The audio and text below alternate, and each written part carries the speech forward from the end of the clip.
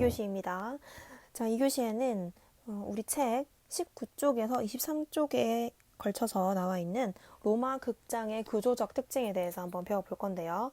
자, 책을 읽기 전에 이 세 가지 질문을 염두에 두고 책을 읽으면 좋을 것 같습니다. 로마 극장도 구성 요소가 세 가지 있습니다.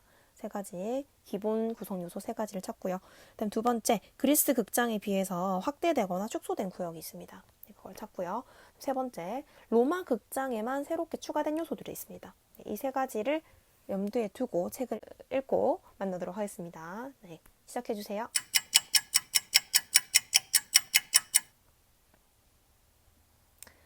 네, 다 읽었나요?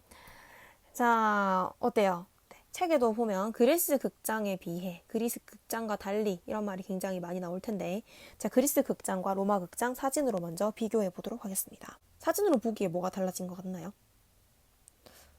비슷하죠, 그죠? 네, 그래서 엄청난 변화가 있었던 것은 아닙니다.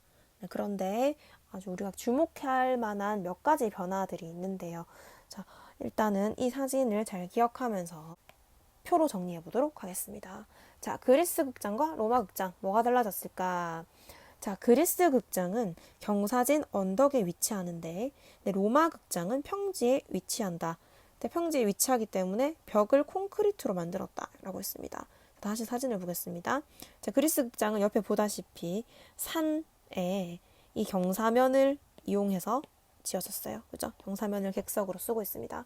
자, 그런데 로마 극장은 밑에 외면도를 보면 알 수 있지만 평지에 지어졌습니다. 그러면 평지에 지었단 말은 객석을 따로 만들어야 됐다는 거죠. 객석만큼을 채워 넣어야 됐다는 거죠. 그죠? 자, 그 채워 넣은 것이 바로 뭐다? 네, 콘크리트다. 네. 자, 그래서 이 로마의 콘크리트는 2000년이 지났는데도 부식이 되지 않는 굉장히 신비로운 콘크리트로 알려져 있습니다. 네, 로마인들이 기술적인 것에 굉장히 관심이 많았다고 했잖아요. 네, 그죠? 그래서 이 콘크리트를 개발해서 이렇게 평지에 극장을 세울 수 있게 된 겁니다. 그죠? 자, 그 다음에 그리스의 객석은 말발굽인데 로마는 반원형이다. 그리스의 오케스트라는 원형인데 로마는 또 반원형이다. 자, 이게 무슨 말일까요? 자, 다시 볼까요? 자, 그리스의 객석은 이렇게 말발굽 모양으로 생겼다는 것입니다. 이렇게 생겼죠? 자, 그런데 로마의 객석은 반원, 지금 그림이 잘렸지만 여튼 반원 모양이라는 것입니다. 네, 그래서 달라졌다는 것이고요. 네, 오케스트라 역시 그리스에서는 좀 더 이렇게 둥근 형이었다면 로마에서는 반원으로 잘린 형태였다는 것입니다. 그래서 모든 극장들이 완벽하게 반원형은 아니지만 주로 이런 반원형이 많았다는 것이고요. 자, 그 다음에 그리스 극장은 객석과 무대와 오케스트라가 분리되어 있습니다. 자, 그런데 로마는 객석과 무대와 오케스트라가 통합되어 있다는 것입니다. 그래서 이 그림을 기억하면 될 것 같아요. 자, 이 그림을 보면은 하나의 덩어리로, 그러니까 하나의 건축물로 이루어져 있습니다. 네, 그래서 로마의 극장은 그리스의 극장과 다른 점. 첫 번째는 평지에 지었다. 그리고 객석과 오케스트라가 반원형이었다. 그리고 객석 무대 오케스트라가 하나의 덩어리, 하나의 건축물로 이루어져 있다. 네, 이렇게 기억하면 될 것 같습니다. 자, 그러면 극장 내부에 우리가 그리스 극장에서 배웠던 그런 3대 구성 요소가 로마 극장 내부에도 있을까요? 네, 있습니다. 자, 세 가지 뭘까요? 자, 첫 번째, 오케스트라. 네, 여기 오케스트라 반원형. 똑같네요. 그리스랑. 자, 근데 두 번째, 여기 이 부분 우리 그리스에서는 뭐라고 한다 했죠? 네, 테아트론이라고 한다고 했습니다. 그죠? 자, 그런데 로마에서는 이름이 바뀌었어요. 뭐로? 카베아로. 네, 객석을 의미하는 단어가 카베아로 바뀌었다. 그렇지만 어쨌든 3대 구성 요소에 객석이 들어간다. 그 다음 이것도 우리 뒤에 있는 이 구조물을 우리 뭐라고 한다고 했죠? 세 글자? 네, 스케네라고만 한다고 했죠. 근데 여기다가 프론스가 붙어서 로마에서는 스케네 프론스라고 부릅니다. 네, 지칭하는 구역은 똑같이 이 3대 구성 요소가 똑같은데 그 이름이 이 두 개가 바뀌었다. 네, 이렇게 기억하면 될 것 같습니다.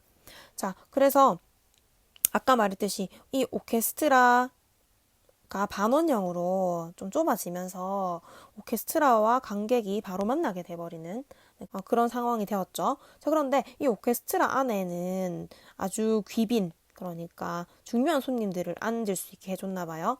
자, 그래서 이 손님들이 여기 앉아서 보는데, 여기 앉았는데 무대가 이렇게 높아버리면 더 안 보이네. 여기 좋은 자리 맞나? 이렇게 되는 거죠. 그래서 이 사람들을 위해서 무대가 나중에는 점점 낮아졌다고 합니다. 낮고 깊어져서 이 귀빈들이 잘 보일 수 있도록 바뀌었다고 하는데요. 네, 한 가지 더. 카베아와 무대를 구별짓기 위해서 그 사이에 낮은 벽을 지은 것도 로마 극장의 특징이라고 할 수 있습니다. 네, 다음으로 그리스 극장에 비해서 확대 혹은 축소된 구역이 있는지 살펴보겠습니다. 네, 앞서 말한 것처럼 오케스트라 구역이 모양이 바뀌고 그 다음에 객석의 모양이 바뀌었기 때문에 이 공간의 크기도 확대되거나 축소된 부분이 있습니다. 자, 그거를 볼게요. 자, 여기 보면은 그리스 극장과 로마 극장의 변화를 이렇게 도식화해 놨는데요. 자, 1번 오케스트라. 오케스트라가 원형이었는데 로마에 가서는 반원형이 됐다고 했습니다. 그죠? 그랬단 말은 크기가 줄었다는 얘기입니다. 축소됐습니다. 2번 테아트론. 객석은 말발굽 모양이었는데 반원형으로 바뀌었어요. 이것도 역시 축소됐습니다. 이만큼. 그쵸? 자, 그 다음에 3번 스케네. 스케네는 이름이 스케네 프론스로 바뀌어서 이름이 길어졌을 뿐만 아니라 보면은 어때요? 커졌다는 걸 알 수 있어요. 여기 좀 약간 허물어졌는데 이렇게 간단한 스케네가 있던 그리스랑은 달리 여기 보세요. 여기 스케네 위치를 보면은 스케네 프론스 이걸 보면은 굉장히 뭐 이렇게 기둥도 있고 창문도 생기고 굉장히 커지고 높아졌다는 것을 알 수 있습니다. 그죠?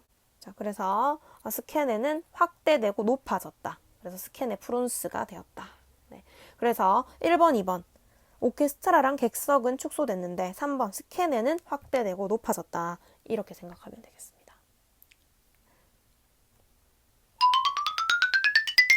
자, 그럼 마지막으로 로마 극장에 새롭게 추가된 요소. 그러니까 로마인들이 그리스 극장을 보고 로마 극장을 만들 때 이런 거를 좀 추가했으면 좋겠어 하면서 만들었던 그런 창의적인 요소들을 한번 보도록 하겠습니다. 자, 먼저 조각품과 장식이 더해졌다. 자, 이것은 아까 방금 얘기했던 스케네 프론스에 대한 이야기인데요. 여기 잘 보면은 굉장히 화려하죠. 네, 그리스와는 사뭇 다릅니다. 그죠? 장식이 굉장히 화려해졌다는 거.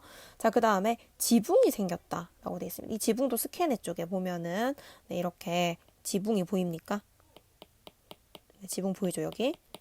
자, 그래서 이 지붕이 생겼고 이 지붕은 당연히 날씨 때문에 비 오거나 이럴 경우를 위해서 생긴 거긴 한데 이게 결국은 반사판 기능, 음향 반사판 기능을까지 해주는 그런 효과를 봤다고 합니다.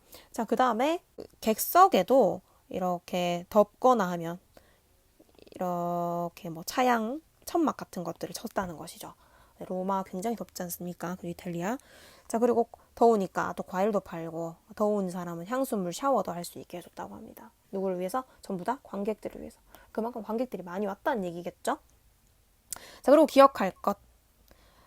원래 없었다. 그리스에서는 없었던 뭐가 생겼다? 전면막이 생겼다. 이게 무슨 말이냐면 앞전자니까 앞쪽에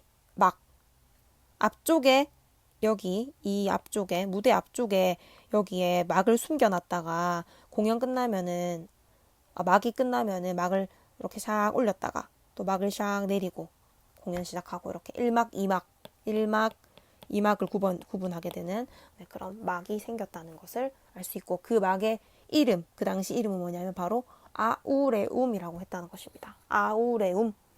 아우레움이라는 전면에 치는 막이 생겼다. 기억해 주시면 될 것 같아요.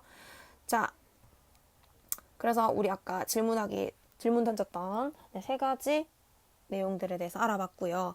자, 그리고 추가적으로 하나 더 보면요.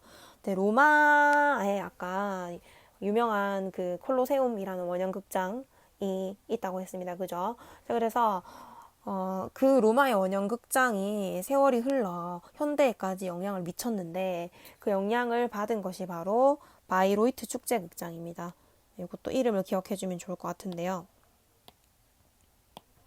네, 바이로이트 축제극장은 여러분 알지 모르겠지만 바그너라는 작곡가가 자기의 니벨룽겐의 반지라는 공연을 오랫동안 공연하기 위해서 직접 설계한 그런 공연입니다.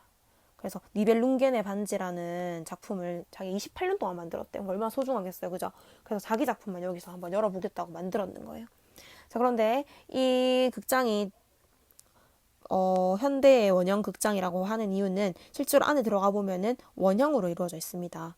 마치 로마의 극장처럼 여기 보면은 보세요. 이렇게 이 부분이 보면은 이렇게 쫙 계단식으로 되어 있습니다. 그죠? 여기서 또 특별한 점이 있는데 그게 뭐냐면 바로 이 사람은 작곡가지만 이 음악을 연주하는 오케스트라, 그러니까 오페라에서 음악을 연주하는 오케스트라가 너무 위에 올라와 있으면은 그게 방해를 한다고 생각한 거예요. 그래서 여기 부분 있죠. 여기 부분에 오케스트라가 원래 위에서 이렇게 공연하게 되어 있었는데 이 사람은 오케스트라를 어떻게 밑으로 내려버렸다는 것입니다. 오케스트라를 숨긴 그런 최초의 공연장이고 지금도 그런 공연장이 이 공연장을 많이 따라 했다는 것이고요. 자, 그리고 여기 보면은 객석이 굉장히 빽빽한데요. 중간에 못 나가겠다고 합니다.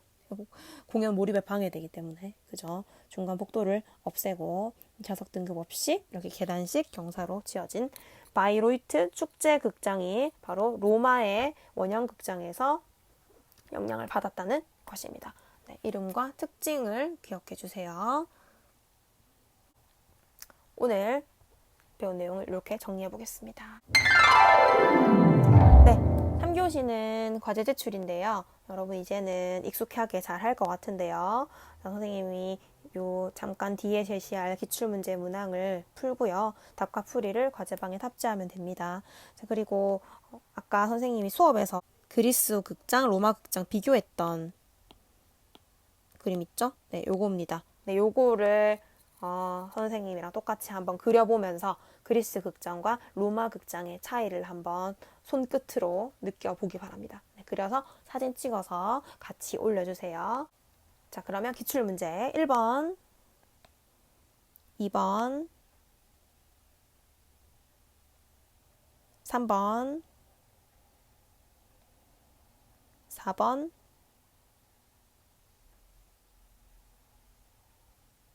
5번, 6번, 7번, 8번, 9번, 10번, 11번, 12번, 13번, 14번, 15번. 네, 오늘도 고생했습니다. 감사합니다.